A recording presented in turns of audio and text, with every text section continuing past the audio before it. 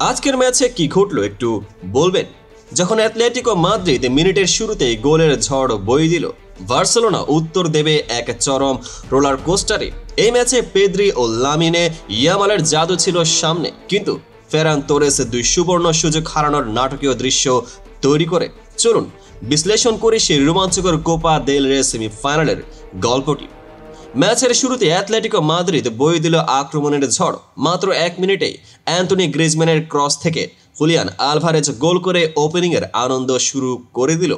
তারপর গ্রিজম্যান নিজেরও সহায়তায় অ্যাটলেটিকো দ্রুত দ্বিতীয় গোল বয়ে আনে। বলছেন, আজ আমরা গোল করব।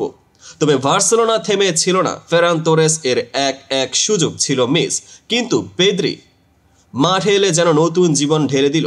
19তম মিনিটে জুলস কুন্দে এর কাটব্যাক থেকে পেদ্রি এর সূচক ফিনিশ, এবং মাত্র 2 মিনিট পর পাও কুবার্সি এর মাথা দিয়ে সমানকরণ। এরপর হাফ টাইমের ঠিক 4 মিনিট আগে ইনিগো মার্টিনেজ এর দুর্দান্ত নড়চড় আর রাফিনহা এর কোণের সাহায্যে বার্সেলোনা 3-2 করে হাফ টাইমে পৌঁছায়। দ্বিতীয়ার্ধে অ্যাটলেটিকো কাউন্টার অ্যাটাক এ প্রায় সমান করতে চাইলেও সেন্সি এর দুর্দান্ত সেভিংস বাধা দেয়।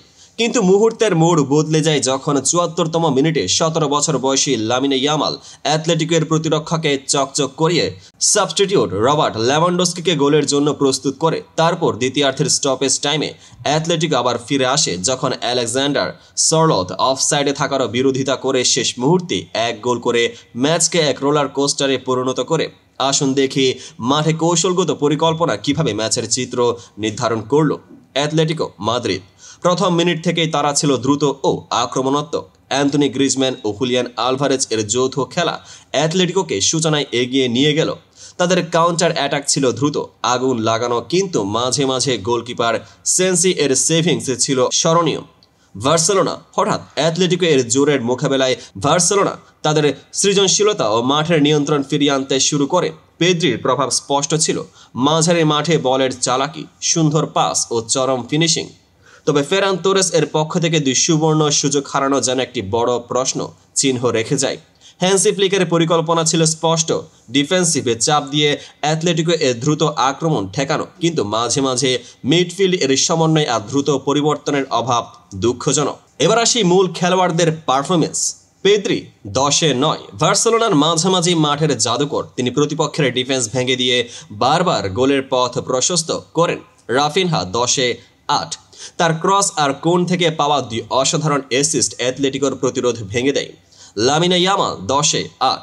17 বছরের তারকা এই ছেলেটি অ্যাটলেটিকোর প্রতিরক্ষাকে চমকে দিয়ে লেভানডস্কিকে গোলের সুযোগ করে দেয়। Ferran Torres 10-এ 4। 2 সুবর্ণ সুযোগ হারানো। মনে হয় আজকের ম্যাচে তার চোখে একটু ঘুমিয়েছিল। আর গোলকিপার সেন্সি ও প্রতিরক্ষা কুন্দে, কুবার্সি, ইনিগো মার্টিনেজরা মিলিয়ে ম্যাচে কিছু দুর্বলতা ও ভালো কাজে দেখিয়েছেন। মিডফিল্ডে ফ্র্যাঙ্কি ডি জং ও ড্যানি ওলমো ভালো থাকলেও অ্যাটলেটিকোর আক্রমণাত্মক পরিকল্পনা তাদেরকে চ্যালেঞ্জ দিতেই থাকলো। আর যদি এ ম্যাচে কিছু হাস্যরসের মজার দিক থাকতো, তবে ফেরান তোরেসের মিস করা সুযোগগুলি ছিল সেরা উদাহরণ। যেন আজ আমার সুযোগটা চুলকানিতেই চলে গেছে বলতেই হয়। এদিকে অ্যাটলেটিকোর প্রথম মিনিটের উন্মাদনা আর বার্সেলোনার শান্ত কিন্তু চমকপ্রদ পাল্টা আক্রমণ মিলে যেন এক নাটকীয় সিনেমার মতোই ফুটবল খেলা হয়ে গেল।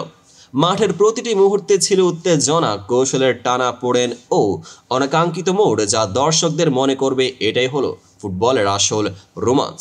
সর্বশেষে এই ম্যাচ প্রমাণ করলো যে ফুটবল শুধুমাত্র গোলের খেলা নয়, এটি একটি পূর্ণাঙ্গ যুদ্ধ, যেখানে কৌশল, মানসিকতা ও প্রতিক্রিয়ার সাথে সাথে ছোট ছোট ভুলও সমগ্র ম্যাচের ফলাফল নির্ধারণ করে।